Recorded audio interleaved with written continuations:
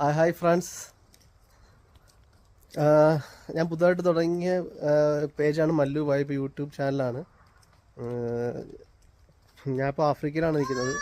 ഇവിടെ വർക്ക് ചെയ്യുകയാണ്. ഞാനും എൻ്റെ ഫാമിലിയും ഉണ്ട്. ഫാമിലിയും കൊണ്ട് വന്നായിരുന്നു ഈ വട്ടം വന്നപ്പം, നാട്ടിൽ പോയിട്ട് വന്നപ്പം.